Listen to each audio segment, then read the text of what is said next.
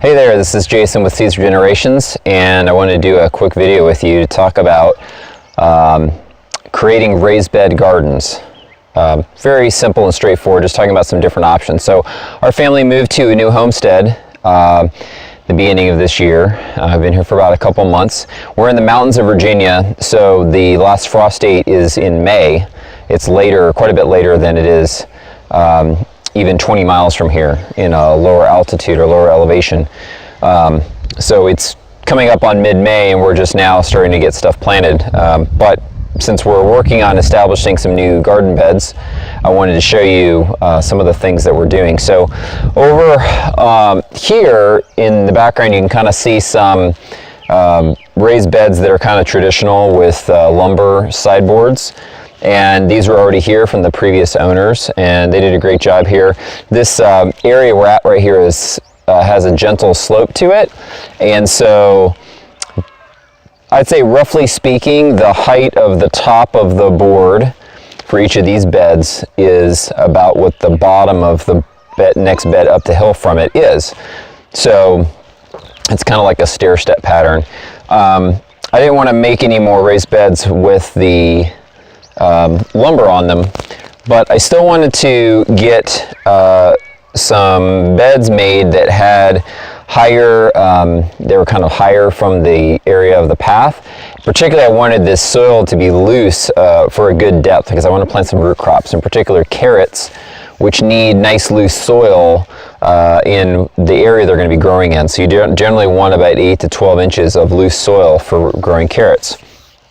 And this is a method I've used before, and what we did here is basically we took shovels, and particularly flat shovels so that the path is actually flat, and basically scooped the soil from what's going to be the path up onto the bed area.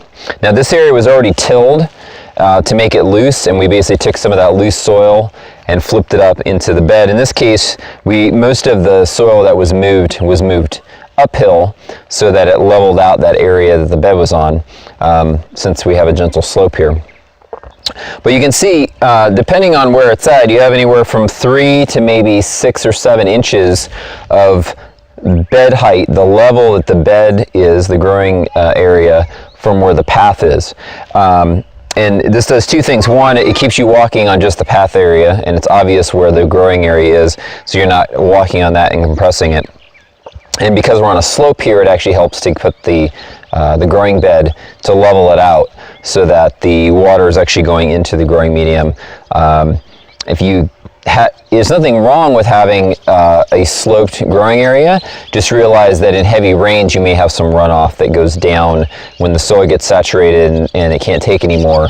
The surface water may run down. You may have some erosion issues, which can still happen here, but the bed itself is level, so it encourages the water to actually go into the bed.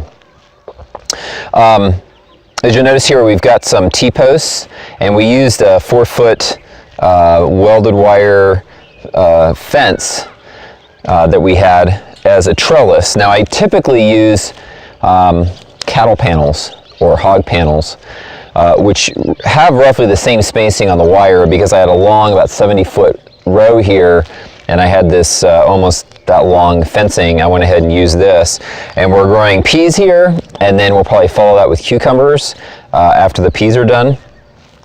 And this allows us to have a trellis structure for the peas or the cucumbers to grow up onto. The thing I like in particular about either this kind of fence or about cattle panels is that it's a rigid structure, and when the plant's done growing, you can actually just pull the vines off when they're dead, which is a lot easier than doing it on something like a nylon netting, or even if you use twine or something like that. Typically the vines are very hard to remove from those. So if you have something you want to reuse, it can make it pretty difficult. This is a lot easier. So we put this in the middle here of this bed, and then I'll show you in another video what I do for irrigation, but I'm about to put down some drip tape irrigation the length of these beds. And in addition to the peas planted here, we've also got lettuce, and we've got a little bit of extra room. We'll probably plant something else in this bed too. We might plant some carrots here.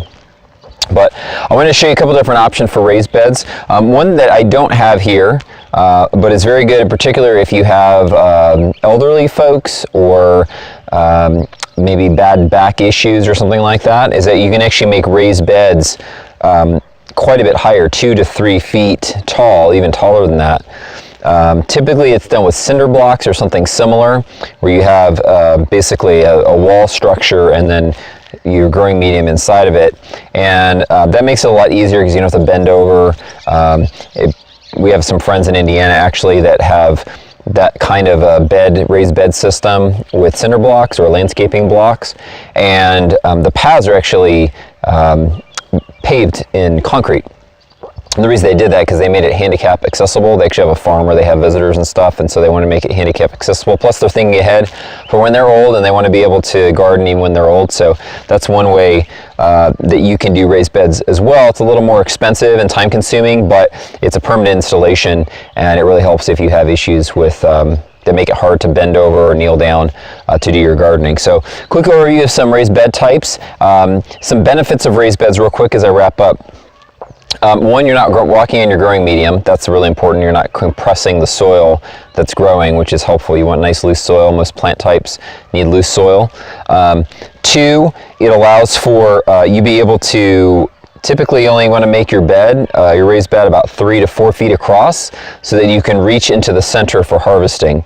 Right, you don't want to make it so wide that it's hard to reach the center, and then you have to step in the bed, which counteracts principle 1 I just talked about, which is compression of the soil. So you don't want to do that. So 3 to 4 feet is a good width of the bed for raised beds.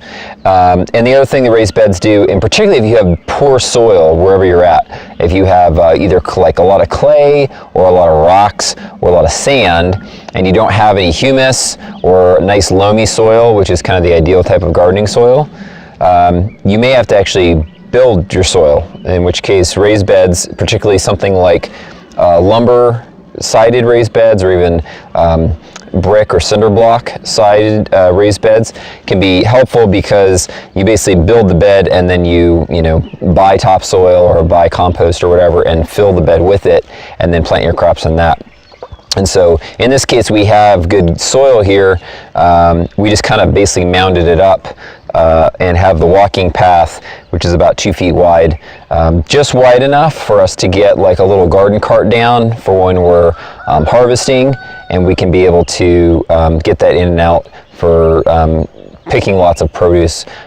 You can obviously always use baskets or something, but we like to have a garden cart for heavier stuff, and also for tools. We want to bring tools in with us.